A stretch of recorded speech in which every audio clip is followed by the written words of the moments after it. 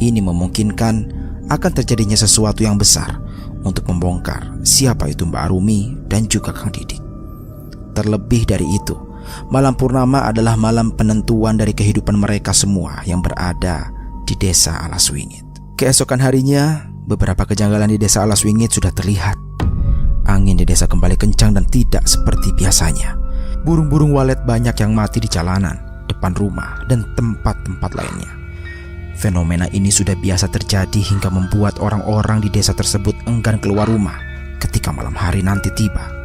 Mereka semua tahu jika purnama akan tiba, desa ini akan penuh dengan teror dan ketakutan.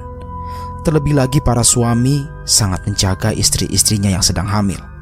Setelah kasus beberapa warga yang mendapati memilih untuk menggugurkan bayinya, justru ada beberapa warga yang masih bertahan agar anak tersebut bisa dilahirkan ke dunia. Biasanya para warga yang memilih pilihan ini, mereka akan punya dua pilihan. Yang pertama adalah keluar dari desa. Cara ini sangat efektif bagi warga yang ingin menyelamatkan diri dari teror yang mematikan atau hilangnya jabang bayi di desa tersebut.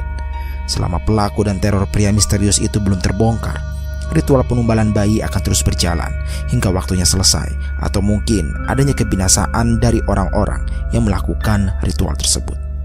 Yang kedua, menetap di desa. Mereka yang menetap di desa pada umumnya akan menghindari kontak mata terhadap beberapa warga atau orang-orang yang ada di sekitarannya. Mereka akan menutup diri dan memilih untuk tidak memberitahu terkait kehamilannya. Dengan cara ini, Bapak juga memberi tugas kepada Nyi Ratih untuk bisa mengetahui para warga yang masih kedapatan hamil dan akan melahirkan. Peran Nyi Ratih sangat penting. Selain dirinya memang mengetahui seluk-beluk akan perjalanan Bapak, Nyi Ratih juga merupakan dukun beranak. Dengan profesinya menjadi dukun beranak, tugas Nyi Ratih sangatlah tidak mudah.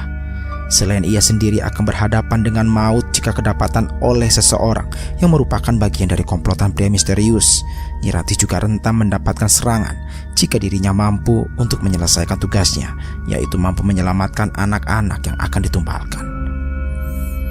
Tepat hari itu, Nyi Ratih mendapatkan tugas dari Bapak untuk mengontrol para wanita yang berada di sekitaran desa tersebut. Tujuannya masih sama. Bapak menginginkan keselamatan bagi orang-orang yang mungkin memang harus diselamatkan, terlebih lagi kepada jabang bayi yang akan dilahirkan ke dunia. Nyi Ratih tidak sendirian. Dia dibantu oleh Jaja untuk mengontrol tiap-tiap rumah warga yang di dalamnya terdapat seorang wanita yang sedang hamil. Sedangkan Raden Kuncoro, Bapak menugaskan kepadanya dengan tugas yang tidak mudah juga. Bapak meminta kepada Raden Kuncoro untuk memata-matai Mbak Arumi dan juga Kang Didik. Dengan begitu Bapak mampu mendapatkan banyak informasi terkait apa-apa yang memang dicurigai oleh Kang Waris. Yang terakhir adalah tugas dari Bapak dan juga Kang Waris. Selama purnama belum muncul, mereka menyiapkan banyak hal, diantaranya yaitu mencoba untuk mengetahui lebih lanjut rencana yang akan dilakukan oleh Mbak Arumi dan juga Kang Didik. Jaja dan Nyi Ratih menyusuri rumah-rumah warga satu persatu. Mereka ingin mengetahui kondisi tiap wanita yang berada di desa tersebut. Takutnya apa yang memang dipikirkan oleh Nyi Ratih selama ini memang benar. Kuburan kecil yang berada di hadapan tiap rumah warga adalah kuburan yang dipergunakan untuk mengubur janin mereka. Dari rumah ke rumah, Jaja dan Nyi Ratih terus mengetuki pintu warga. Namun anehnya, tidak ada satupun warga yang mau membukakan pintu. Setiap kali mereka ingin membukakan pintu rumah, pasti ada suara laki-laki yang melarang kepada istrinya untuk membukakan pintu tersebut. "Jangan dibuka, nanti mereka datang." Jaja dan juga Nyi Ratih tidak paham apa maksud dari perkataan dari laki-laki tersebut. Mereka berdua mengira kedatangan mereka adalah sesuatu yang membuat ketidaknyamanan dan membawa sebuah petaka baginya. Akan tetapi Jaja dan Nyi Ratih tidak menyerah. Mereka berdua terus mencari rumah warga yang mau membukakan pintu dan mencari tahu tentang hal ini. Dan benar saja, ketika mereka berdua terus mencari rumah warga yang terbuka, mereka berdua langsung menuju ke tempat tersebut. Di dalam rumah itu, Jaja dan juga Nyi Ratih mendapati seorang wanita yang sedang hamil tua bersama dengan seorang laki-laki yang merupakan suami dari wanita tersebut. Jaja dan juga Nyi Ratih pun langsung meminta izin kepada mereka berdua untuk masuk ke dalam dan menanyakan apa yang menjadi kebutuhan dari mereka berdua. "Pak, istri Bapak sedang hamil tua?" tanya Jaja. Pria itu hanya mengangguk. Dia tidak mengucapkan sepatah kata pun, melainkan hanya menatap wajah istrinya yang ketakutan karena mendapati dua orang asing yang sedang berada di hadapannya kali ini. "Kebetulan teman saya ini adalah dukun beranak. Jika Bapak dan Ibu berkenan, kami bisa membantu proses persalinannya," jelas Jaja. Pria itu masih terdiam. Dia tidak mau mengucapkan sepatah kata pun untuk merespon tawaran yang Jaja berikan kepadanya. "Kalian siapa?" tanya wanita yang sedang hamil itu kepada Jaja dan juga Nyi Ratih. "Kami berdua orang baik, Bu. Kami memang bukan berasal dari desa ini.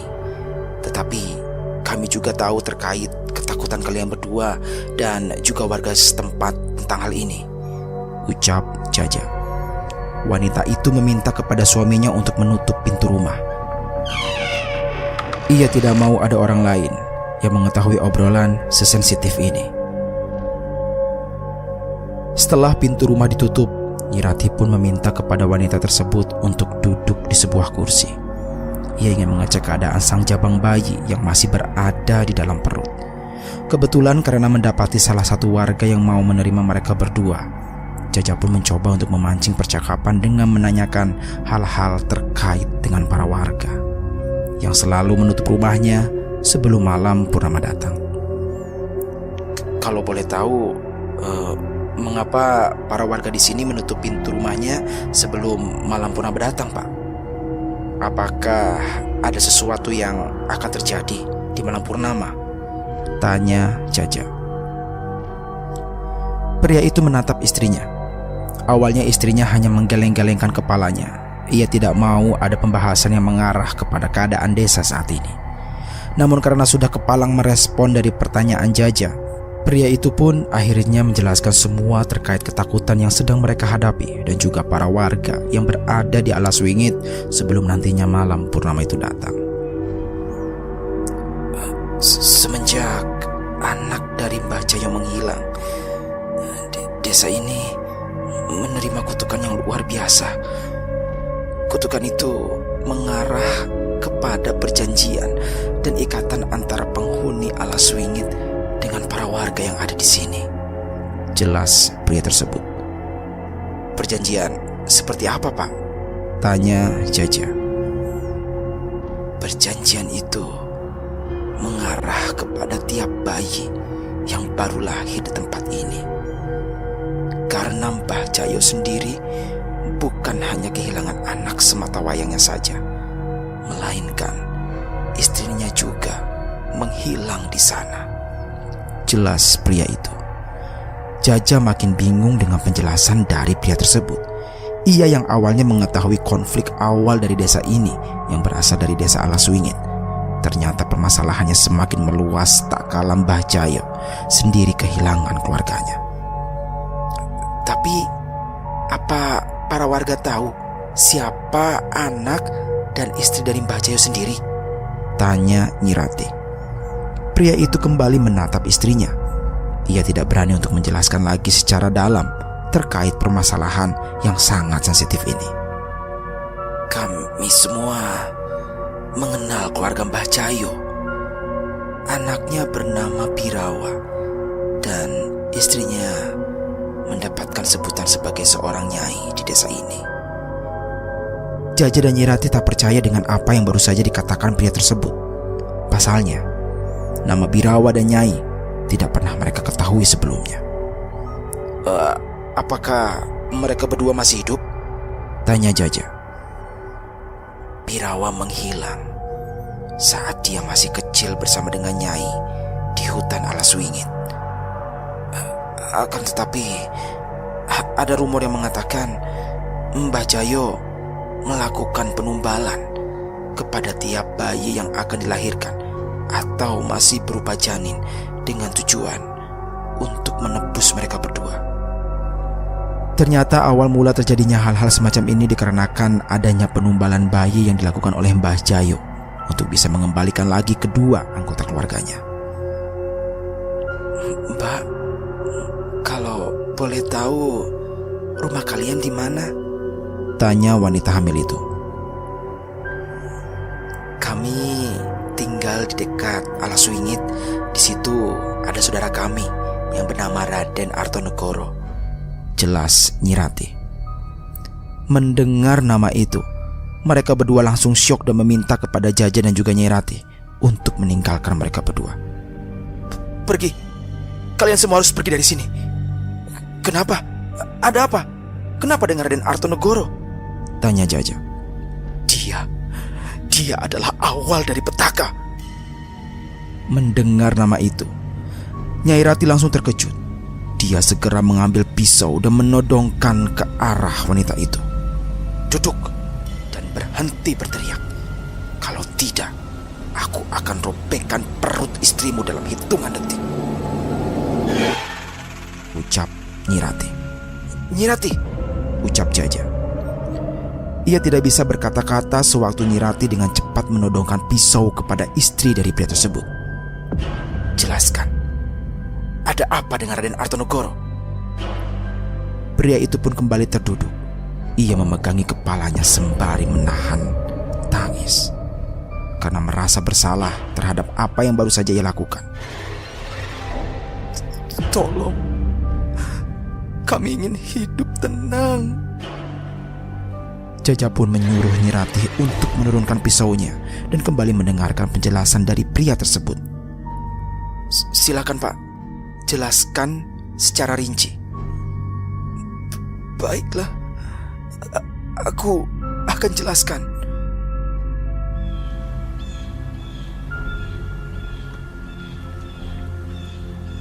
Sementara itu, Bapak dan juga Kang Waris mencoba untuk mengetahui lebih jauh terkait hutan Alaswingit.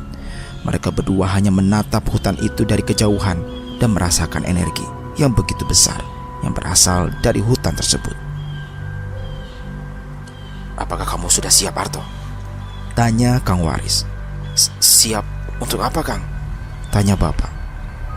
Kang Waris mengambil sebuah batu yang berada di tanah. Lalu ia lemparkan batu tersebut ke arah depan. "Kita ini hidup seperti batu yang dilemparkan ke arah manapun. Selama tempat itu mampu untuk menerima kita, kemungkinan kita akan mengendap di tempat tersebut dengan waktu yang lama." Kang Waris mencoba untuk memberikan penjelasan lewat pengetahuan kehidupannya. Kali ini, Bapak cukup mengerti terkait apa yang dikatakan oleh Kang Waris. "Hidupmu masih panjang. Ngipri Kete ini belum selesai selama anak terakhirmu belum dijadikan korban selanjutnya," jelas Kang Waris.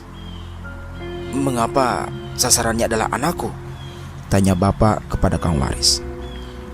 "Anakmu nanti yang akan menunjukkan apa yang akan terjadi untuk keluarga Ningrat di masa depan. Karena itu, semakin banyak musuh kita, semakin banyak juga halangan yang akan kita lalui untuk saat ini." Bapak paham maksud dari perkataan Kang Waris. Ia tidak mau ada lagi korban yang berjatuhan setelah beberapa anggota keluarganya telah terbunuh oleh sebab Raden Angkoro. "Berhati-hatilah kepada orang sekitar. Mereka bagaikan kalajengking yang menusukmu dengan racun yang mematikan dari arah belakang."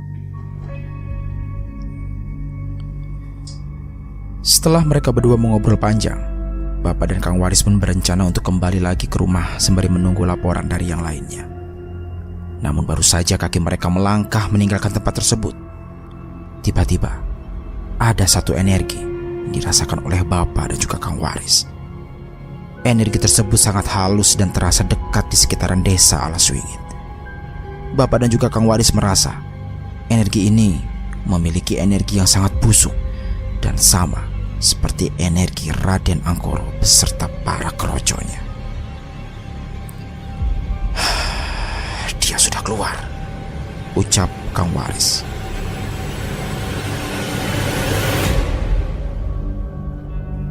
Bapak mengangguk paham. Mereka berdua pun segera mencari energi tersebut untuk mengetahui siapa pemilik dari energi yang sangat busuk ini. Sementara itu, pria yang bersama dengan Jaja dan juga Nyi Ratih, dia juga istrinya, sedang menjelaskan secara jelas terkait Raden Artonegoro. Raden Artonegoro disebut-sebut sebagai orang yang masih terikat dengan ini. Aku tidak terlalu jelas siapa orang yang mengatakannya, namun orang tersebut masih memiliki ikatan darah dengan beliau, jelas pria itu. Maksudnya, orang yang menjelaskan kejelekan dari Raden Artonegoro adalah orang yang masih memiliki ikatan kekeluargaan dengannya, tanya Jaja. Iya, benar. Nyi Ratih terdiam sejenak. Ia seperti sedang memikirkan sesuatu terkait keluarga dari Raden Artonegoro yang mengikutinya sampai ke daerah-daerah yang jauh. Tapi Raden Artonegoro sendiri tidak memiliki anggota keluarga yang sampai keluar dari daerahnya sendiri, jelas Nyi Ratih. Jaja pun langsung teringat. Ia mengingat sesuatu terkait apa yang dikatakan oleh Kang Waris kepadanya tentang Raden Artonegoro. Mungkinkah mereka yang berasal dari keluarga Brotoseno? Benar, itu namanya Raden Angkoro? Tanya Jaja lagi. Tepat sekali. Dia adalah orang yang bekerja sama dengan Mbah Jayo untuk bisa mengembalikan Birawa dan istri dari Mbah Jayo. Jaja pun paham dengan penjelasan itu. Ia kemudian masih memikirkan sesuatu apa yang dilakukan oleh Raden Angkoro selama dia berada di desa Alaswingit. Raden Angkoro, dia adalah seburuk-buruknya manusia yang memiliki darah keluarga Ningrat. Tidak jauh dari tempat tersebut, Raden Kunchoro sedang memantau pergerakan dari Mbak Arumi dan juga Kang Didik. Ia pun menerobos maju untuk menuju ke tempat Mbak Arumi. Hal ini dilakukan Raden Kunchoro sendiri merasa ada banyak orang yang berada di rumah Mbak Arumi dan juga Kang Didik. Sewaktu Raden Kunchoro mengendap-endap ke rumah Mbak Arumi, ia mendengar ada obrolan yang berasal dari rumah Mbak Arumi. Raden Kunchoro pun mencari tempat yang tepat untuk bisa bersembunyi dan mendengarkan semua obrolan yang berasal dari rumah Mbak Arumi. Sebentar lagi malam purnama. Raden Artonegoro, Kang Waris, dan juga Jaja telah berada di tempat ini. Kita harus membunuhnya tepat di malam itu, jelas salah seorang dengan nada yang sangat berat itu. Raden Kunchoro yang mendengar itu langsung terkejut. Ia kembali menyimak perkataan-perkataan yang lainnya yang akan diucapkan oleh mereka yang berada di dalam rumah Mbak Arumi.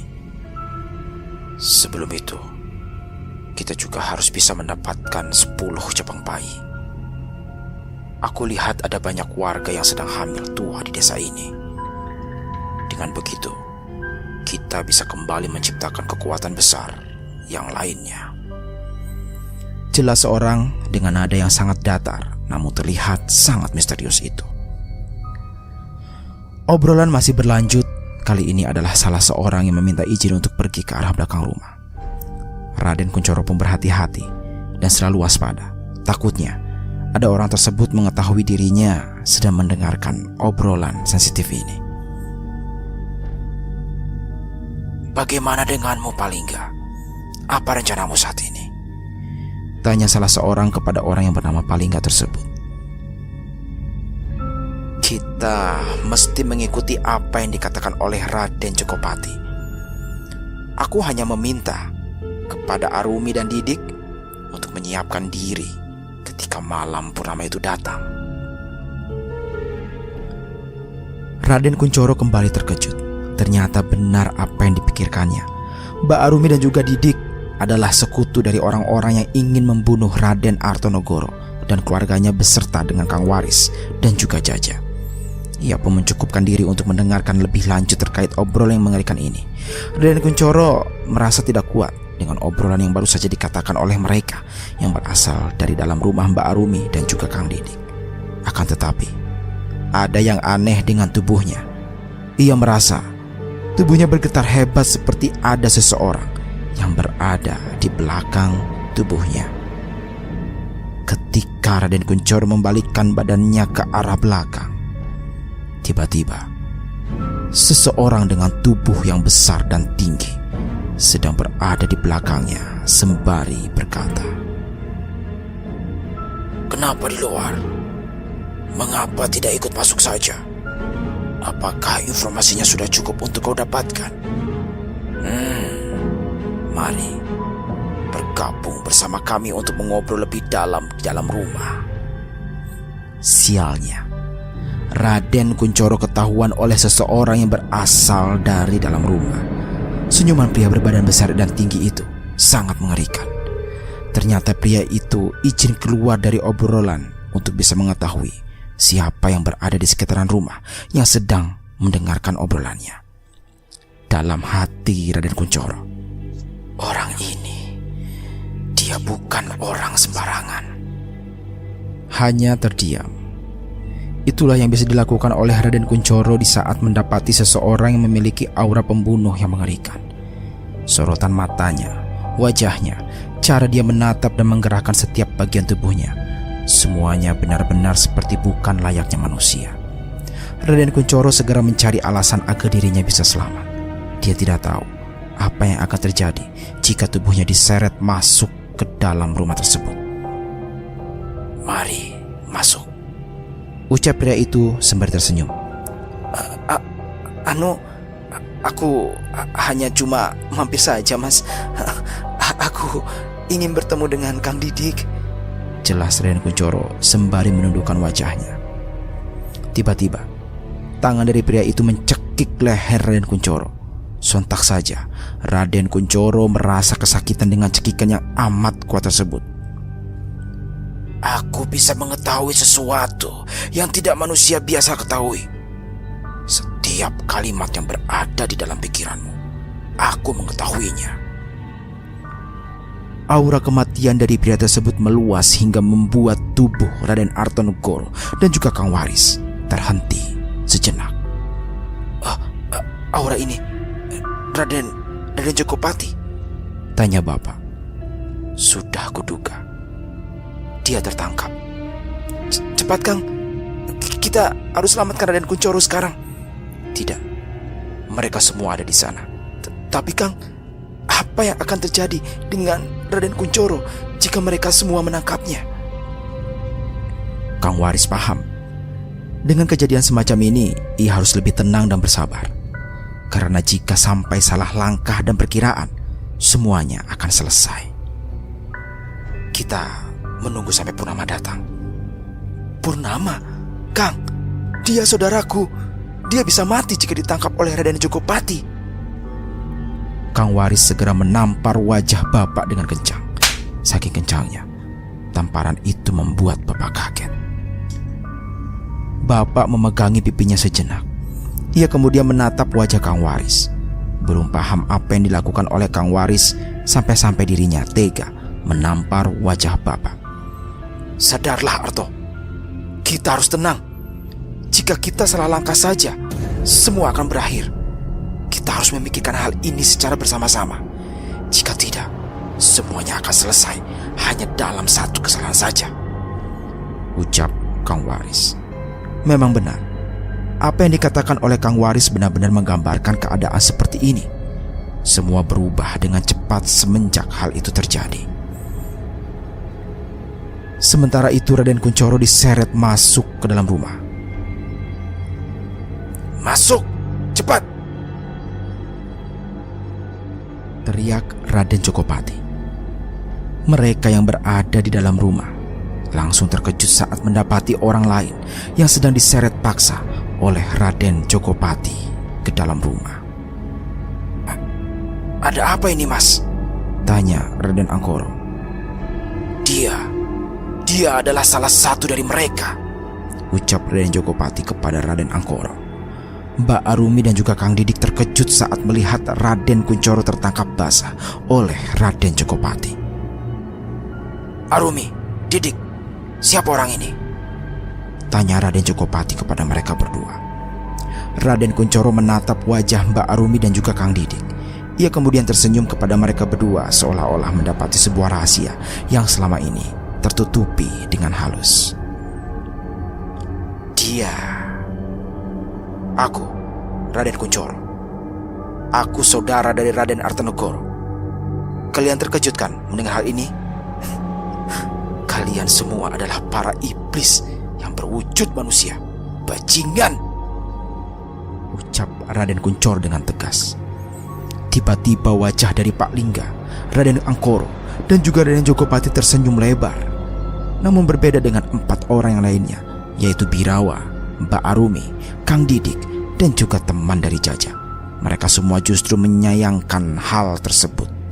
Dengan perlahan, Pak Lingga pun mendekati Raden Kunchoro, lalu mengarahkan jarinya ke bagian dagu Raden Kunchoro sembari membisikkan sesuatu. Kamu salah masuk, Mas. Ini adalah perkumpulan orang-orang yang ingin membunuh Raden Artanegoro. Kamu mau mati, ucapnya. Keringat dingin pun mulai bercucuran di wajah Raden Kunchoro. Ia tidak menyangka jika omongannya itu berakibat fatal bagi dirinya sendiri. Pak Lingga masih tersenyum di hadapan Raden Kunchoro. Dia benar-benar menyukai gelagat dari Raden Kunchoro yang bisa dibilang sangat polos dan jelas-jelas berbeda dengan saudara kandungnya sendiri, yaitu Raden Artanegoro. Bawa dia ke kamar, ucap Raden Jogopati. Teman dari Jaja pun menyeret Raden Kunchoro ke sebuah ruangan yang berada di rumah Mbak Arumi dan juga Kang Didik. Sedangkan Mbak Arumi dan yang lainnya, mereka tidak bisa berkata apa-apa lagi selain menuruti perintah yang diberikan oleh Raden Jogopati. Namun Raden Kunchoro menatap wajah Birawa yang terlihat tidak tega dengan penangkapan yang dilakukan oleh Raden Jogopati kepada dirinya. Raden Kunchoro pun diikat di sebuah ruangan dan dijaga oleh teman dari Jaja. Ia hanya mengikuti perintah yang dilakukan oleh orang-orang yang mengekangnya selama ini. Kau masuk ke tempat yang salah, Mas. Seharusnya kau tidak ikut campur atas masalah ini. Ini bukanlah tempatmu, ucap Raden Kunchoro. Teman dari Jaja ini hanya terdiam. Ia mengikat dengan kencang kedua tangan dari Raden Kunchoro tersebut. Teriak Raden Kunchoro saat kedua tangannya diikat dengan kencang oleh pria tersebut.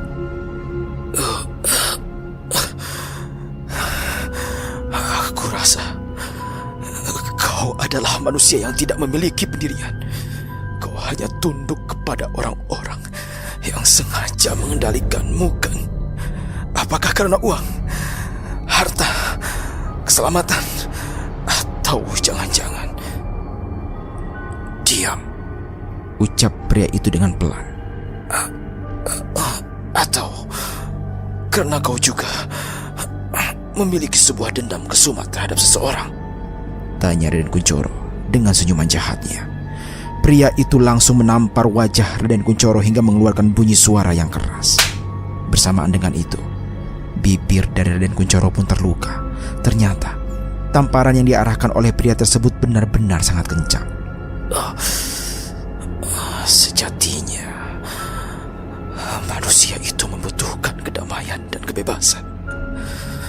Selama diri kita masih dirongrong oleh yang namanya tekanan, kita bukanlah manusia seutuhnya, ucap Raden Kunchoro sembari menundukkan wajahnya. Kau tahu apa tentang perjalanan hidup manusia? Semua manusia di dunia ini hanyalah gambaran orang-orang munafik, teriak pria itu. Raden Kunchoro yang mendengar hal itu hanya tertawa kecil.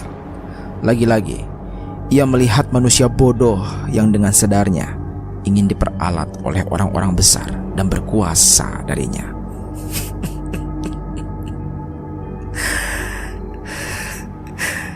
Takdir itu adalah ketentuan hidup. Hidup dan matimu semuanya sudah memiliki aturannya sendiri.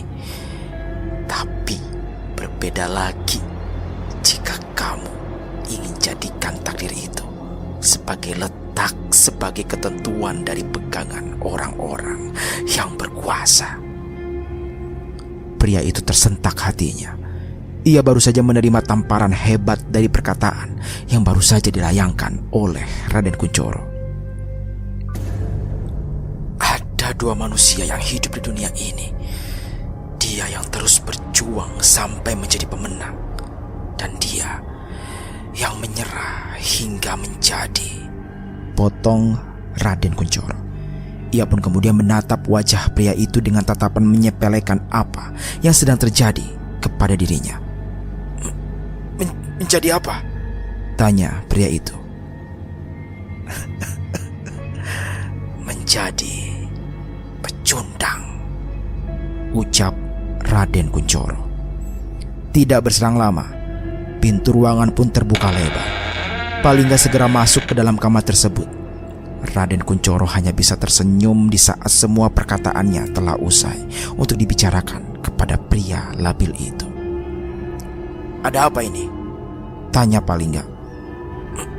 Maaf Pak, saya baru saja menampar orang ini karena mengatakan hal yang Belum juga selesai menjelaskan, tiba-tiba Palingga langsung berjalan ke arah pria tersebut, lalu membisikkan sesuatu yang amat sangat mengerikan. Sekali lagi kau menampar pria ini, aku akan tarik lidahmu hingga putus, ucap Palingga. Pria itu hanya terdiam. Keringat dinginnya bercucuran hebat. Entah mengapa, Palingga benar-benar sangat mengerikan hingga ucapannya seperti peringatan dengan aura pembunuhnya yang cepat dirasakan hingga ke sekujur tubuh. Palingga pun berjalan ke arah pria tersebut. Ia kemudian membersihkan luka di bibir Raden Kunchoro dengan kain yang sering digunakannya untuk membersihkan debu di bajunya. Kamu itu adalah berlian bagi kami. Jangan mati dulu ya. Kita belum tanya-tanya seputar keluargamu dan apa yang terjadi rahasia terbesar dari keluargamu ini. Tertangkapnya Raden Kunchoro pun menjadikan pembahasan yang sangat panas di kalangan keluarga Raden Artonegoro. Setelah Nyi Ratih dan juga Jaja kembali ke rumah, mereka berdua terkejut saat mendapati Raden Kunchoro tertangkap basah oleh kelompok Raden Angkoro. Apa yang harus kita lakukan? Tanya Jaja. Malam ini adalah malam purnama. Aku punya rencana untuk membebaskan mereka semua, jelas Kang Waris. Kang Waris pun menjelaskan rencana yang akan ia buat untuk menyelamatkan Raden Kunchoro dan menyerang balik Raden Angkoro dan yang lainnya.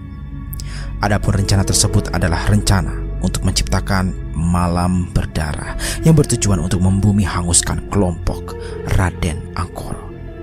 Rencana tersebut antara lain, Kang Waris bersama dengan Bapak akan berada di rumah tepat setelah waktu penyerangan itu dilakukan. Hal ini dikarenakan Raden Jokopati dan yang lainnya akan mencari ibu dan membunuh anak yang sedang dikandungnya. Jaja dan Nyi Ratih, mereka berdua akan bertolak menuju rumah Mbak Arumi dan juga Kang Didik. Mereka akan berusaha untuk membebaskan Raden Kunchoro. Jika benar apa yang dikatakan Kang Waris, maka sistem penyerangan dari mereka akan berada dalam dua sisi. Sisi pertama berasal dari siluman kete yang akan menggaungkan gamelan sebelum penyerangan itu berlangsung. Lalu Birawa akan memanggil sekumpulan demit yang berasal dari Alas Wingit untuk menyerang kembali keluarga Raden Artonegoro. Dan yang terakhir, semua tidak akan berakhir sebelum pertumpahan darah terulang kembali. Alas Wingit adalah penentu dari keselamatan dan kematian mereka yang berada di dalamnya. Jika Kang Waris dan yang lainnya kalah, maka seluruh warga yang berada di Alas Wingit akan tunduk kepada Raden Angkoro. Dengan begitu, dia akan mengendalikan semuanya untuk membentuk keinginannya sendiri. Bagaimana? Apa kalian mengerti? Tanya Kang Waris kepada yang lainnya. Nyi Ratih hanya terdiam. Ia menggenggam tangannya kuat-kuat. Sepertinya Nyi Ratih benar-benar bertekad untuk menghabisi Mbak Arumi dan juga Kang Didik, karena keduanya adalah orang munafik yang menyamar sebagai warga Alas Wingit untuk mendapatkan apa yang tuannya inginkan, yaitu Birawa. "Beri aku senjata," ucap Nyi Ratih. Mendengar kalimat yang terucap dari Nyi Ratih, semua orang yang berada di situ langsung terkejut. Kau tidak harus membunuh mereka," jelas Kang Waris kepada Nyi Ratih. "Apakah kau pernah merasakan rasa sakit hati yang tidak bisa diungkapkan dengan perkataan?" tanya Nyi Ratih. Kang Waris hanya terdiam. Ia pun kemudian masuk ke dalam rumah untuk mengambil sesuatu yang nantinya akan digunakan sebagai senjata dari Nyi Ratih. "Mbak," ucap ibu, "aku akan menyelamatkan suamiku bagaimanapun caranya. Jika malam berdarah ini adalah takdir dan akhir dari kehidupanku, aku ingin mati bersama dengan Raden Kunchoro," ucap Nyi Ratih dengan tegas. Tidak lama kemudian, Kang Waris pun keluar dari rumah. Ia mengambil sebilah pisau kecil yang ujungnya sangat lancip dan juga dioleskan oleh racun. "Senjata ini dulu digunakan untuk melawan orang-orang pemberontak di masa lalu. Lakukanlah jika kau ingin menyelamatkan suamimu," jelas Kang Waris. Nyi Ratih pun mengambil senjata tersebut. Kepercayaan dirinya kembali pulih. Darahnya benar-benar mengalir deras semangat untuk menghabisi orang-orang yang bersinggungan dengannya. Benar-benar terasa dari tatapan tajam mata Nyi Ratih. "Ingat, jika sudah menyelamatkan Raden Kunchoro, hindari pertumpahan darah," jelas Kang Waris. Bapak masih terdiam. Dia tahu orang-orangnya sangat sedikit, sangat mustahil untuk bisa lari dan selamat dari terkaman orang-orang yang ingin membunuhnya.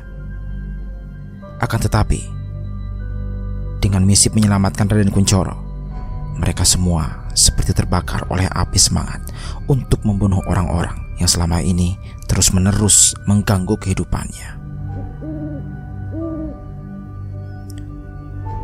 Purnama telah terangkat ke atas langit. Cahayanya sangat cerah, namun di sisi-sisinya terdapat awan merah yang menggambarkan sebuah tragedi yang akan terjadi malam ini. "Kami berangkat dulu," jelas Jaja. Jaja dan Nyi Ratih pun berangkat secara sembunyi-sembunyi menuju rumah Mbak Arumi dan juga Kang Didik. Namun sebelum mereka berangkat, mereka berdua mendengar sesuatu yang mengerikan yang berasal dari Alas Wingit. Suara itu seperti suara yang terdengar sebelum penyerangan pertama yang dilakukan oleh pria misterius ke rumah Bapak. "Kang," ucap Bapak, "kita mesti bersiap-siap," jelas Kang Waris. Jaja dan Nyi Ratih pun tetap melanjutkan perjalanan, walaupun mereka berdua merasa takut dengan suara mengerikan itu. Namun mereka tidak memiliki pilihan lagi selain menyelamatkan Raden Kunchoro. Kang Waris dan Bapak segera mengatur strategi untuk menghindari kesalahan yang sama saat mereka tidak bisa menyelamatkan Mbak Ina dan yang lainnya, termasuk juga Mas Cipto, korban terakhir dari penyerangan yang dilakukan oleh Raden Angkoro dan juga Palingga. Mereka tidak ingin pertumpahan darah terjadi kepada keluarga dan golongannya. Bapak juga meminta kepada ibu untuk selalu bersembunyi bersama dengan Mas Rahadian sebelum semuanya selesai. "Bu, ibu di sini saja sama Mas Rahadian. Aku dan juga Kang Waris, kami berdua akan melindungi rumah ini dan mencegah mereka untuk masuk ke dalam rumah," jelas Bapak. "Pak, aku takut, Pak," jelas ibu. "Tenang, semua akan berjalan sesuai rencana. Jangan keluar sebelum aba-aba dariku," jelas Bapak kepada ibu. Ibu hanya mengangguk paham. Bapak pun kemudian menutup lemari dan menguncinya dari luar. Ia percaya jika semua akan baik-baik saja selama semuanya berjalan sesuai dengan rencana. Saat Bapak meninggalkan kamar, tiba-tiba hal yang terjadi secara cepat. Suara gamelan langsung berbunyi di sekitaran rumah. Lampu rumah langsung mati dalam sekejap. Suara monyet-monyet mulai terdengar dari atap rumah. Bapak pun berjaga-jaga. Dia tidak mau jika penyerangan itu lebih cepat jauh dari perkiraannya. Sembari mengeluarkan pisau yang telah lama diberikan oleh Kang Waris, Bapak pun selalu mengarahkan pisau itu ke arah depan dengan tujuan untuk berjaga-jaga. Akan tetapi, saat dirinya ingin keluar dari rumah, tiba-tiba ada sesuatu yang menarik tangannya hingga terjatuh. Dan ternyata orang yang menarik tangan Bapak adalah Kang Waris. Ia sengaja menarik tangan Bapak karena di depan rumah sudah berkumpul monyet-monyet yang siap untuk melakukan sebuah ritual. "Kang Waris?" tanya Bapak. "Shh, Raden cukup hati-hati di sini," jelas Kang Waris sambil menyuruh Bapak untuk diam sejenak. Tidak berselang lama, pintu depan tiba-tiba terbuka. Lalu suara kerincing terdengar dengan jelas. Bapak dan Kang Waris melihat dengan jelas sosok siluman monyet yang masuk ke dalam rumah. Sorot matanya menyala dan bersinar di dalam kegelapan ruangan tersebut. Bulu-bulunya yang berwarna putih hingga taring di mulutnya yang besar seolah-olah menggambarkan bahwa sosok itu benar-benar sedang marah. Sosok itu berjalan ke arah yang berada dari tempat di mana ibu disembunyikan. Kang Waris dan juga Bapak masih cukup tenang karena sosok tersebut tidak berada di dekatnya. Akan tetapi, tidak lama kemudian terdengar suara teriakan yang berasal dari kamar ibu. Bapak dan Kang Waris pun segera menuju ke ruangan ibu. Namun mereka berdua langsung menghentikan langkahnya ketika sosok siluman monyet itu sedang mengangkat tubuh Mas Rahardian hanya dengan satu tangan. "Rahardian!" teriak Bapak. Namun sosok siluman monyet itu segera mengeluarkan suara yang begitu menyakitkan di telinga mereka semua.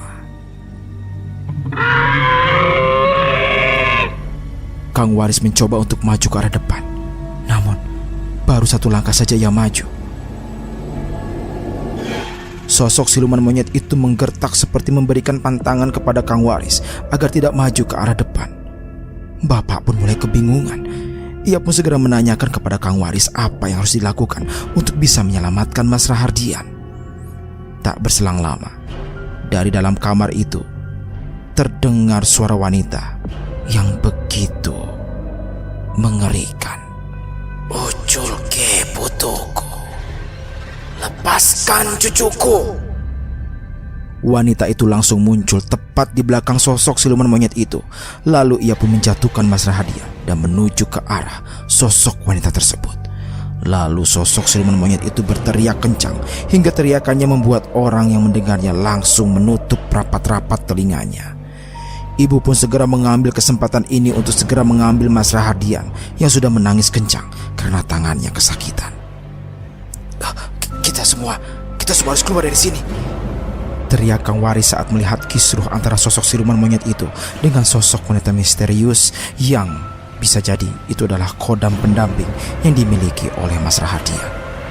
Sebelum mereka pergi, sosok wanita tersebut menyeret siluman wanita itu hingga menuju ke portal dimensi lain. Sepertinya mereka berdua benar-benar sedang bertarung. Akhirnya mereka pun segera keluar dari rumah untuk menyelamatkan diri. Namun saat mereka baru saja keluar dari pintu, tiba-tiba ada seorang pria dengan menggunakan pakaian yang sering Bapak dan yang lainnya ketahui. "Kau?" tanya Bapak. Dia adalah pria misterius yang bernama Birawa. Entah mengapa dirinya sudah berada di hadapan rumah Bapak. "Aku tidak akan menyerang kalian," jelas Birawa. Bapak dan yang lainnya sempat tak percaya dengan apa yang baru saja dikatakan oleh Birawa.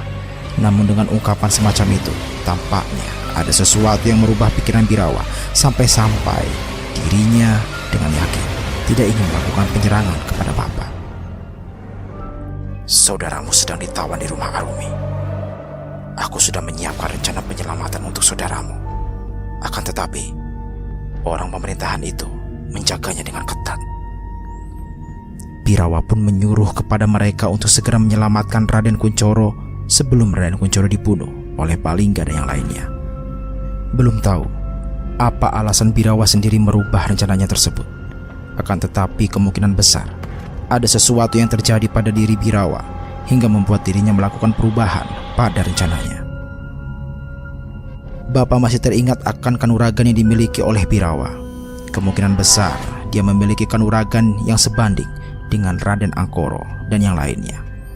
Akhirnya Bapak dan yang lainnya pun segera bertolak ke rumah Mbak Arumi. Misi mereka adalah menyelamatkan Raden Kunchoro dan kabur dari desa Alaswingit. Bersamaan dengan itu, Jaja dan juga Nyi Rati telah lebih dulu masuk ke rumah Mbak Arumi lewat pintu belakang. Mereka berdua juga heran mengapa pintu belakang rumah Mbak Arumi tidak terkunci, sedangkan semua pintu lainnya benar-benar terkunci dengan rapat. Nyi Rati dan Jaja terus mencari keberadaan Raden Kunchoro. Namun saat dimana dirinya sedang mencari keberadaan Raden Kunchoro, tiba-tiba kaki dari Nyi Rati ditarik oleh sesuatu hingga tubuhnya terjatuh dan diseret hingga ke sebuah ruangan. Nyi, teriak Jaja. Jaja, tolong aku. Nyi Rati mencoba untuk menahan tarikan itu dengan memegangi daun pintu. Namun tiba-tiba kepala Nyi Rati ditimpuk sesuatu dari arah belakang. Ia pun pingsan dan perlahan tubuhnya menghilang di ruangan tersebut. Jaja yang melihat hal itu tidak bisa berbuat apa-apa. Kini misi penyelamatan Raden Kunchoro benar-benar tidak sesuai dengan apa yang ia pikirkan sebelumnya. Tidak berselang lama, dari ruangan tersebut keluar seorang sembari menyeret kayu balok di lantai. Siapa kamu? Di mana Nyi Rati? Raden Kunchoro? Di mana kamu menyembunyikan mereka berdua? Tanya Jaja. Setelah sosok itu keluar dari ruangan itu, tatapan Jaja langsung tercengang di saat melihat orang yang berada di hadapannya sekarang. Ternyata adalah temannya sendiri yang berasal dari pabrik bawang tempat dulu Jaja bekerja. Masmo? Ucap Jaja. Gimana kabarmu, Ja? Ucap teman Jaja yang bernama Masmo. Jaja masih tidak percaya jika dirinya akan bertemu dengan Masmo.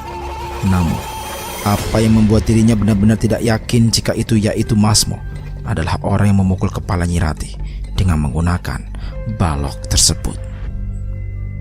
Tenang, Ja. Sekarang mereka berdua aman. Jelas Masmo kepada Jaja. Maksudmu? Tanya Jaja.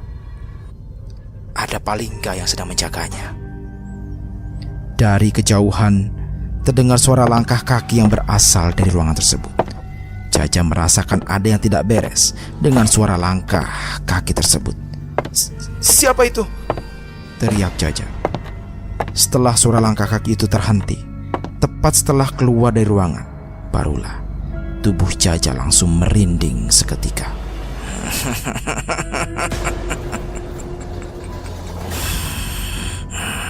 Jadi, kamu gak mau balik lagi ke pabrik? Sementara itu, waktu semakin terus berjalan. Bapak dan yang lainnya segera mencari cara untuk bisa masuk ke dalam rumah tersebut. Jika memang benar seperti apa yang dipikirkan oleh Bapak, maka Birawa akan berhadapan dengan Raden Angkoro. Kemungkinan besar juga Mbak Arumi dan Kang Didik ikut serta dalam penyerangan tersebut untuk melindungi tuannya. Itu berarti di dalam rumah Mbak Arumi hanya tersisa Pak Lingga dan juga Raden Kunchoro. Mereka pun bergegas untuk menuju ke dalam rumah Mbak Arumi. Sesampainya di sana, Kang Waris meminta ke Bapak untuk tidak masuk ke dalam rumah tersebut. Ia khawatir jika di dalam rumah tersebut ada jebakan lain yang mungkin saja sudah direncanakan oleh Pak Lingga. Lebih baik kalian berdua pergi dari sini. Jika kalian berdua sampai ditangkap, maka semua akan selesai. Jelas Kang Waris. Bapak dan Ibu pun segera pergi ke tempat lain untuk mencari pelindungan yang aman. Sedangkan Kang Waris, ia merasakan ada energi besar yang berada di dalam rumah tersebut. Purnama semakin bersinar terang di atas langit Alaswingit. Suara nafas dari Ibu terdengar jelas hingga membuat Bapak khawatir akan keadaannya. Bu, Ibu gak apa-apa? Tanya Bapak. Gak apa-apa, Pak. Kita mau kemana? Saat Ibu menanyakan hal tersebut, ia melihat ada dua orang warga sedang melambai-lambaikan tangannya ke arah Bapak dan juga Ibu. Sini, kemari. Bapak dan Ibu pun segera menuju kedua orang warga tersebut. Mereka berdua tidak mengenali siapa dua orang tersebut. Mari, masuk, cepat, ucapnya. Ibu dan Bapak pun segera masuk ke dalam rumah warga tersebut. Pak, tolong ambilkan minum. Jelas wanita yang sedang hamil itu Ternyata dua orang warga tersebut adalah mereka yang ditemui oleh Jaja dan juga Nyi Rati. Mereka berdua mendapatkan mandat dari seseorang untuk melindungi bapak dan juga ibu. Mbak Arumi menyuruh kami untuk melindungi kalian berdua, jelas wanita hamil itu. Mbak Arumi? Tanya ibu. Dia meminta kami untuk melindungi kalian berdua karena kalian adalah kunci utama dari penyerangan di malam ini, jelas wanita hamil itu. Ibu langsung menoleh ke arah bapak, seperti tidak percaya apa yang baru saja dikatakan oleh wanita hamil tersebut. Pak, tanya ibu dengan penuh keraguan. Mengapa Mbak Arumi melakukan hal tersebut? Bukankah dia juga termasuk dalam bagian orang-orang yang membantu dalam perumbalan ini? Tanya bapak. Wanita hamil itu menatap ke arah suaminya. Ia seperti meminta bantuan kepada suaminya untuk menjelaskan apa yang dikatakan oleh Mbak Arumi sebelum malam hari tiba. Sebelum waktu gelap datang, Mbak Arumi dan juga Kang Didik mendatangi rumah kami. Dia menjelaskan sesuatu terkait peristiwa yang akan terjadi di malam purnama nanti. Jelas suami dari wanita hamil itu. Tidak bisa dibayangkan. Ternyata Mbak Arumi mengetahui apa yang akan terjadi beserta dengan langkah-langkah yang harus dia ambil untuk melindungi bapak dan juga ibu. Dia meminta kepada kami untuk melindungi kalian berdua karena kalian adalah incaran dari mereka semua, terkhusus Raden Angkoro dan juga Raden Jokopati. Memang benar, bapak dan juga ibu adalah incaran utama dalam penyerangan kali ini. Raden Angkoro dan juga Raden Jokopati benar-benar ingin membunuh keduanya karena telah menghalang-halangi ritual ngibrik ketek itu sendiri. Yang mana tumbal terakhir yang harus dia bunuh adalah anak dari keturunan asli keluarga Ningrat. Jika misi itu berhasil dijalankan, maka mereka semua akan mudah menciptakan ambisinya secara perlahan-lahan seiring berjalannya waktu. Kau Raden Artonegoro kan? Tanya wanita hamil itu kepada bapak. Benar, aku Raden Artonegoro. Jelas bapak. Mbak Arumi menjelaskan secara detail terkait kebaikan kalian berdua. Kalian benar-benar orang yang beruntung. Jelas wanita hamil itu. Bapak masih belum yakin apa maksud dari rencana ini semua. Apakah benar apa yang dilakukan oleh Mbak Arumi? Namun jika Mbak Arumi ingin menyelamatkan bapak dan juga ibu, lalu mengapa Raden Kunchoro ditawan di rumahnya? Apakah ada sesuatu yang terjadi saat penangkapan Raden Kunchoro berlangsung? Atau jangan-jangan apakah ini ada kaitannya juga dengan pria misterius tersebut? Tanya bapak. Maksudmu Tuan Birawa? Tanya balik wanita hamil itu kepada bapak. Iya, benar. Tuan Birawa memilih jalannya sendiri. Menurut Mbak Arumi, dia sengaja memanggil seluruh orang-orang yang pernah bekerja sama dengannya hanya untuk membalas dendam di masa lalu. Jelas wanita hamil itu. Dendam di masa lalu? Wanita hamil itu hanya mengangguk paham. Ternyata kedatangan dari Raden Angkoro dan yang lainnya di desa Alaswingit sudah diperhitungkan jauh-jauh hari. Tidak ada jawaban yang terucap dari wanita hamil tersebut. Ia hanya terdiam sembari menunggu pembahasan lain yang mungkin saja tidak mengarah kepada hal itu. Kami tidak bisa menjawabnya. Jelas wanita hamil tersebut kepada bapak. Bapak hanya mengangguk paham. Ia sendiri hanya bisa menunggu waktu untuk bisa keluar dari ancaman semacam itu. Sementara itu, 3 orang sudah tertangkap. Mereka semua ditutupi wajahnya menggunakan sebuah kain sembari kedua tangannya diikat di belakang kursi di sebuah ruangan. Arumi, di mana tuanmu itu? Tanya Raden Angkoro kepada Mbak Arumi. Maaf mas, tadi beliau keluar sebentar untuk menuju ke hutan Alaswingit. Katanya dia ingin memanggil Nyai. Jelas Mbak Arumi. Bagus. Sudah 3 tawanan yang kita tangkap. Kini tinggal Arto dan istrinya saja yang belum tertangkap, jelas Raden Angkoro. Di ruangan tersebut sudah terkumpul 5 orang yang kemungkinan besar ikut berkecimpung dalam penyerangan malam purnama. Mereka adalah Mbak Arumi, Kang Didik, Masmo, Palingga, dan juga Raden Angkoro. Kelimanya seperti menunggu sesuatu untuk diselesaikan secara bersama-sama. Baiklah, aku keluar sebentar, ucap Raden Angkoro kepada yang lainnya. Raden Angkoro keluar dari ruangan tersebut. Entah apa yang ingin dia lakukan, tapi sepertinya Raden Angkoro ingin melakukan sesuatu sembari menunggu Birawa. Lepaskan kami, lepaskan, teriak Nyirati. Palingga yang mendengar rintihan permintaan tolong itu langsung tertawa kencang. Ia seperti menikmati hal-hal yang sudah pernah terjadi di saat ritual di pabrik bawang tersebut. Aku rindu ritual di pabrik bawang. Kali ini kamu tidak bisa lari lagi, Jak. Kamu sudah ditakdirkan untuk mengalirkan darah untuk keseimbangan kehidupan kami semua, jelas Palingga. Palingga pun kemudian berjalan keluar dari ruangan tersebut. Namun sebelum dirinya keluar, Palingga meminta kepada Masmo untuk menyiksa ketiganya dengan memecut bagian kaki dan tangan ketiga tawan tersebut.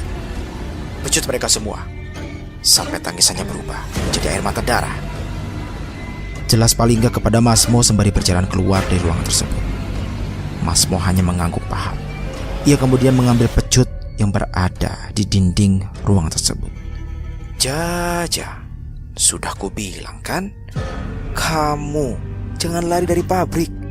Kita semua sudah dijadikan tumbal di sana. Percuma juga kita lari kemanapun. Kita hanyalah budak dari orang-orang yang berkuasa, ucap Masmo. Ia pun kemudian melepaskan kain yang menutupi kepala Jaja. Sepertinya Masmo sangat rindu dengan wajah ketakutan yang tergambar di wajah Jaja. Maaf ya, Jak, aku ingin hidup juga. Katanya kalau aku bisa bunuh kamu, secara kamu adalah orang yang berpengaruh besar karena mengetahui ritual tersebut, maka kamu harus aku singkirkan agar aku bisa terbebas dari kontrak tumbal seumur hidup ini, senyum Masmo. Jaja pun menatap tajam wajah Masmo. Ia benar-benar sangat benci dengan ekspresi Masmo yang benar-benar menyatu dengan sifat iblis di dalam hati, pikiran, dan juga tingkah lakunya saat ini. Ada kata-kata terakhir gak, Jak? Tanya Masmo kepada Jaja sembari mendekati wajahnya tepat di hadapan Jaja. Namun kejadian yang tidak disangka-sangka pun terjadi. Jaja dengan cepatnya langsung meludahi wajah Masmo sembari mengatakan sesuatu kepada Masmo. Pergi kau neraka bajingan. Kau telah mengkhianati Cipto. Aku tahu kau adalah orangnya kan yang memberitahu lokasi Cipto kepada mereka semua, tanya Jaja. Masmo pun mengelap ludah itu dengan menggunakan bajunya. Mbak Arumi dan juga Kang Didik hanya memandangi kisruh mereka berdua. Raden Angkoro tidak mungkin tahu keberadaan tempat persembunyian Cipto. Tapi kau menguliknya sendiri kan? Kau beritahu mereka semua agar bisa mendapatkan pesangon yang lebih banyak dan meminta tangguhan dari tumbal selanjutnya di antara para karyawan yang lainnya, jelas Jaja. Masmo pun tersenyum lebar. Ia kemudian tertawa mendengar perkataan yang baru saja dijelaskan oleh Jaja kepadanya terkait masa-masa di mana dirinya membocorkan rahasia dari tempat persembunyian Cipto sewaktu tumbal di pabrik bawang itu berjatuhan. Akhirnya kau sadar juga ya, Jak. Padahal aku sendiri tidak pernah memberitahu hal ini kepada siapapun. Tapi apakah kau tahu, menjadi bawahan dari orang-orang berkuasa itu adalah kenikmatan yang tiada tandingannya, Jak. Kamu bisa bermain dengan wanita sebanyak-banyaknya. Kamu bisa meminum minuman sampai larut pagi. Kamu bisa merasakan nikmat duniawi yang tidak semua rakyat jelata seperti kita rasakan. Bukankah itu fungsinya menjadi penjilat dari orang-orang yang memiliki kuasa? Ucap Masmo sembari mencekik leher Jaja. Masmo mencengkram kuat leher Jaja hingga membuat Jaja tidak bisa berkata apa-apa. Jaja mulai kesulitan untuk bernafas. Jaja, lepaskan Jaja, teriak Nyirati. Bajingan, lepaskan Jaja. Raden Kunchoro juga mulai mendengar suara Jaja yang kesulitan untuk bernafas. Di dunia ini, orang yang lemah akan diinjak, orang yang kuat akan semakin menanjak. Jika dirimu merasa menjadi orang lemah, tidak sepatutnya dirimu menentang orang-orang yang memiliki kuasa seperti pemerintah. Mata Jaja mulai memutih, wajahnya mulai memerah. Tampaknya Jaja mulai kehabisan nafas karena cekikan dari Masmo yang sangat kuat itu. Akan tetapi hal yang tidak terduga terjadi dengan cepat.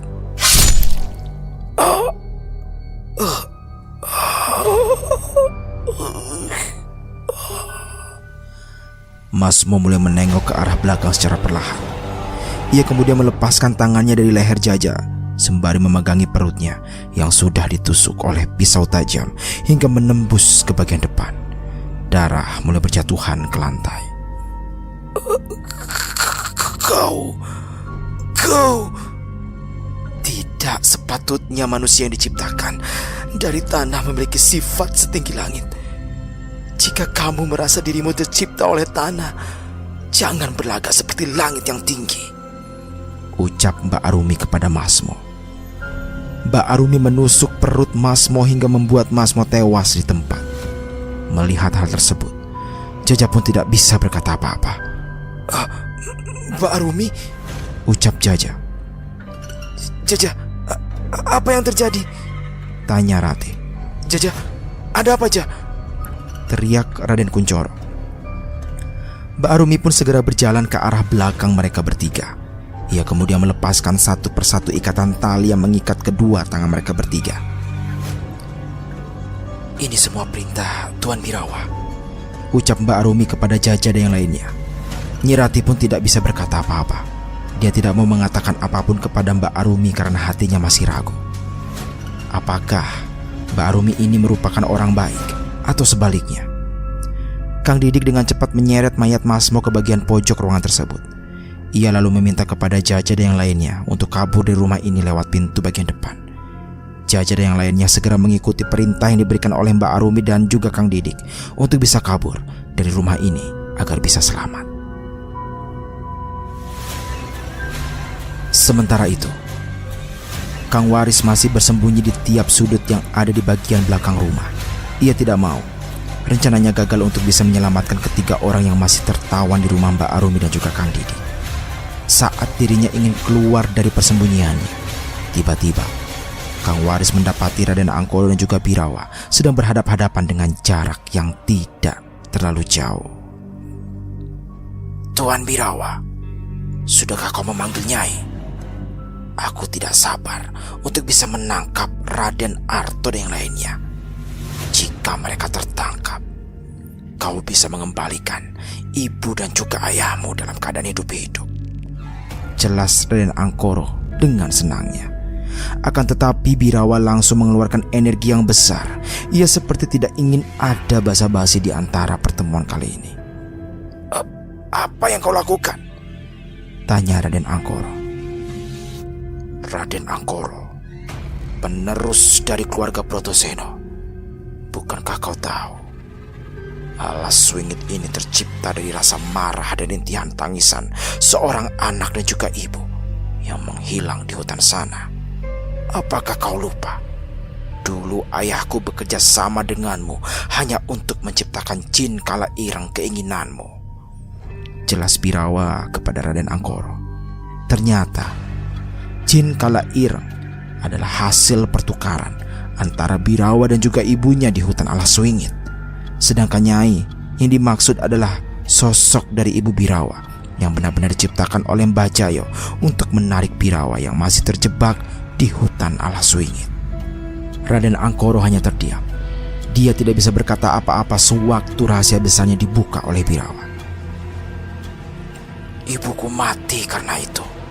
Aku tersiksa di alam sana. Jin Kalair yang menjadi pertukaran kami berdua hanya dijadikan rencana busukmu untuk menguasai pesugihan Terah Ningratmu seorang.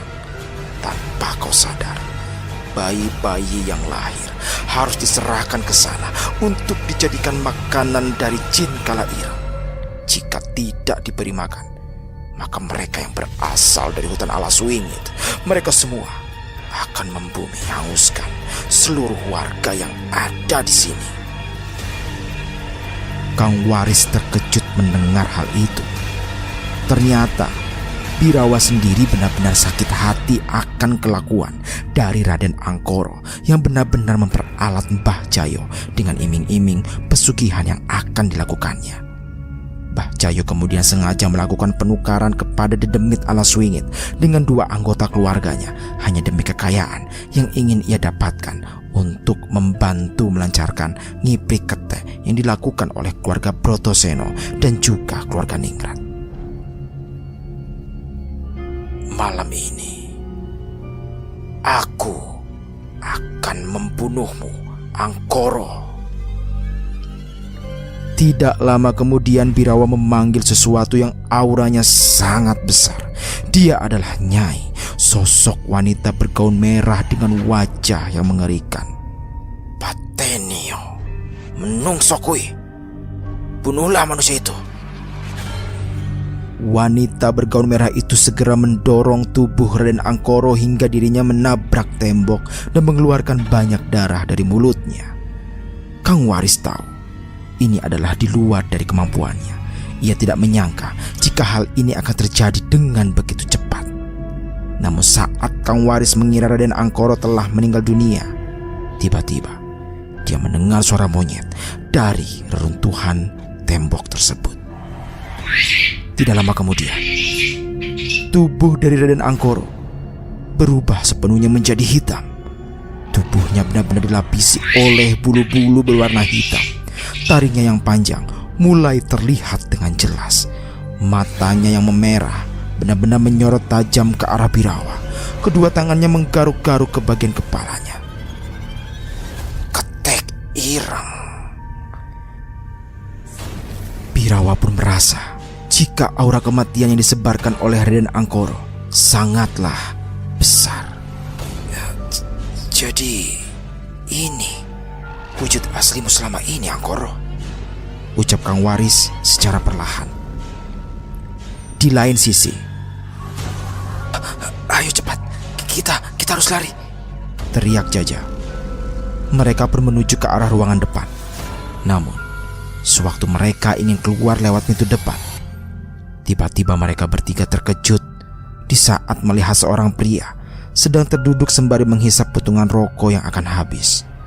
Di samping pria tersebut ada sosok hitam dengan mata merah menyala sedang berdiri sembari menatap tajam mereka berlima. Memang benar, tuan rumah itu bisa saja bertindak sebagai teman atau bisa juga bergerak seperti lawan. Jelas paling enggak saat menatap 5 orang yang sedang berdiri di hadapannya. Kang Didik meminta kepada yang lainnya untuk segera keluar dari rumah ini. Kalian semua keluar. Orang pemerintahan ini memiliki jin Kalair yang diciptakan oleh Mbah Jayo, ucap Kang Didik. Mbah Jayo? Iya, benar. Mbah Jayo sengaja menciptakan jin Kalair hanya untuk mendapatkan bagian dari rencana yang diiming-imingkan oleh Raden Angkoro. Kang Didik menjelaskan, menciptakan yang dimaksud adalah menggabungkan energi-energi jahat menjadi satu wadah untuk membuat sebuah energi besar yang lebih mengerikan. Lalu muncullah Jin Kala Ireng, sosok yang berperan penting dalam ambisi Raden Angkoro dan yang lainnya. Mereka berempat pun segera pergi meninggalkan Kang Didik sendirian. Tinggal beberapa orang yang mungkin saja bisa selamat atau tidak. Mereka semua harus benar-benar keluar dari rumah tersebut agar bisa selamat dari ancaman kematian yang mengintai mereka. Akhirnya mereka berempat pun selamat dan mampu keluar dari rumah tersebut. Namun saat mereka berempat keluar, Mbak Arumi meminta kepada Nyi Rati untuk pergi ke rumah warga yang dikunjunginya pada siang tadi. Kalian harus pergi dari sini. Ikuti Nyi Rati. Dia tahu warga tersebut. Di sana sudah ada Raden Artonegoro dan yang lainnya. jelas Mbak Arumi kepada yang lainnya. Mbak mau kemana? Tanya Nyi Ratih. Mbak Arumi tersenyum lebar. Ia hanya ingin semua yang ada di dekatnya selamat, termasuk suaminya sendiri. Aku akan membantu suamiku. Mbak, cepat pergi. Alhasil, mereka berempat pun pergi dari rumah Mbak Arumi dan berencana untuk bergabung bersama dengan Raden Artonegoro dan yang lainnya di rumah warga tersebut. Penyerangan demi penyerangan terus berlanjut. Kang Waris masih melihat mereka berdua bertarung dengan sangat mengerikan. Ia juga terkejut saat melihat Raden Angkoro yang berubah menjadi siluman Keteh Ireng. Akan tetapi kejadian yang tidak terduga pun benar-benar terjadi di antara keduanya. Mereka berdua yang sudah saling menyerang satu sama lain akhirnya benar-benar kehabisan energi. Raden Angkoro kembali ke bentuk semulanya setelah dirinya tidak sanggup lagi untuk berubah bentuk menjadi Keteh Ireng. Sedangkan sosok wanita merah itu juga menghilang bersamaan dengan keluarnya darah dari mulut dan hidung Birawa. Keduanya sudah tergeletak jatuh. Namun naasnya, bangunan di tempat mereka saling menyerang satu sama lain sepertinya tidak kuat untuk menahan energi mereka semua. Keduanya terjatuh tepat di saat reruntuhan bangunan tersebut perlahan ambruk karena energi yang mereka berdua keluarkan. Rumah di tempat mereka bertarung tersebut benar-benar ambruk bersamaan dengan yang lainnya. Bunyi dentuman kencang seperti suara ledakan. Kang Waris segera menyelamatkan diri dari reruntuhan rumah tersebut. Untungnya ia berhasil keluar sesaat sebelum semuanya menjadi hancur dan reruntuhan tersebut berhamburan di sekitarnya. Kang Waris tidak menyangka ternyata semuanya sudah selesai sampai di sini. Apakah semuanya selesai? Tanya Kang Waris. Tidak ada tanda-tanda pergerakan lagi. Semua terdiam. Entah apa yang terjadi. Kemungkinan besar semua yang berada di reruntuhan tersebut meninggal dunia. Ia kemudian perlahan meninggalkan tempat tersebut untuk segera bergabung dengan yang lainnya. Saat Kang Waris sedang berjalan-jalan mencari bapak dan yang lainnya, ia kemudian melihat ada seorang wanita menggunakan pakaian adat Jawa sedang berdiri di dekat hutan alas wingit. Wanita itu sedang memegangi kepala orang yang tidak begitu jelas wajahnya karena sudah menghitam dan tidak berbentuk lagi. Tidak lama kemudian, wanita tersebut menghilang bersamaan dengan munculnya kabut di sekitaran hutan alas wingit. Kang Waris terus berjalan sembari memanggil-manggil nama bapak. Dari kejauhan, salah satu pintu rumah warga terbuka. Dari dalam rumah tersebut keluar seorang pria dengan perawakan yang sangat familiar. Kang, sini Kang. Kang Waris segera menuju ke rumah tersebut. Tidak berselang lama, disusul oleh yang lainnya untuk keluar bersamaan dan memeluk tubuh Kang Waris. Kang, apa yang terjadi? Tanya bapak. Akan kujelaskan nanti. Kita harus keluar dari desa ini. Kita benar-benar harus keluar karena memang semuanya sudah usai. Jelas Kang Waris kepada bapak. Jadi semuanya iya, benar. Nyi Ratih tiba-tiba meneteskan air mata. Ia memeluk tubuh Raden Kunchoro suaminya. Nyi Ratih belum bisa mengucapkan ucapan terima kasih kepada Mbak Arumi dan juga Kang Didik karena telah menolong mereka semua dari maut. Hidup terus berjalan. Kita yang menentukan arah hidup dan tujuan kita. Hidup dan mati memang sudah diatur, tetapi kita berhak untuk merangkai takdir kita.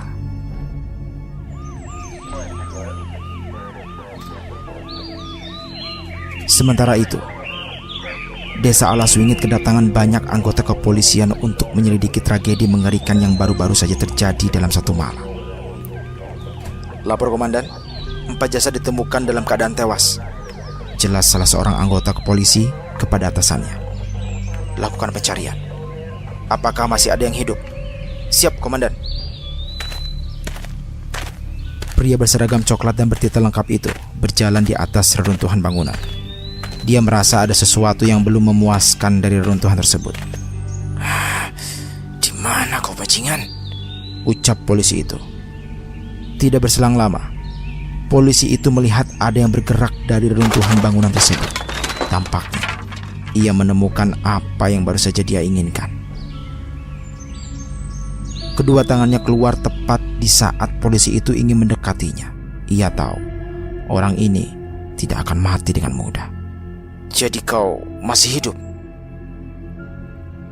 Di tempat yang lain, seorang polisi melaporkan bahwa dirinya menemukan seseorang yang masih hidup, namun dalam keadaan luka yang sangat parah. Lapor komandan, ada seseorang yang baru saja ditemukan hidup. Jelas polisi yang melaporkan tersebut kepada atasannya. Baik, ambil juga yang ini, dia masih hidup, ucapnya sembari menunjukkan sesuatu yang benar-benar di luar nalar manusia. Hah? Polisi itu langsung terkejut di saat melihat seorang manusia mengeluarkan kedua tangannya dengan tegak di atas reruntuhan bangunan. Semua sesuai dengan perkiraannya. Hanya saja masih ada satu orang yang belum ia temukan. Mungkinkah dari kejauhan ada beberapa orang polisi membawa kantong jenazah dari sebuah hutan yang ada jauh dari tempat kejadian? Karena penasaran, ia pun ingin melihat siapa yang ada di dalam kantong jenazah tersebut. Coba aku lihat, ucapnya. Silahkan komandan. Ia pun segera membuka kantong jenazah tersebut. Saat dirinya membuka resleting kantong jenazah itu, ia terkejut saat melihat kepala dari jenazah tersebut telah menghilang. Di mana kepalanya? Tanya komandan polisi tersebut kepada anggota kepolisian yang lainnya. Kami tidak menemukannya, komandan. Cepat, bawa ke ambulan. Segera otopsi jenazah ini. Siap, komandan. Komandan polisi itu mulai merasakan kekhawatiran. Ia takut apa yang selama ini ia pikirkan benar-benar terjadi. Apakah dia sudah mati? Saat komandan polisi itu melihat ke arah hutan, ia kemudian memergoki seorang wanita yang menggunakan kemben atau pakaian adat Jawa, sedang berdiri di dekat pepohonan sembari memegang sebuah kepala manusia. Oh, jangan-jangan wanita tersebut tersenyum lebar. Ia kemudian menghilang tepat di saat kabut kembali menutupi hutan tersebut. Desa Alaswingit, desa yang penuh dengan tragedi, kematian, teror, dan hal-hal yang tidak terduga. Semuanya menjadi satu dalam kisah perjalanan Raden Artonegoro dan yang lain sebagainya.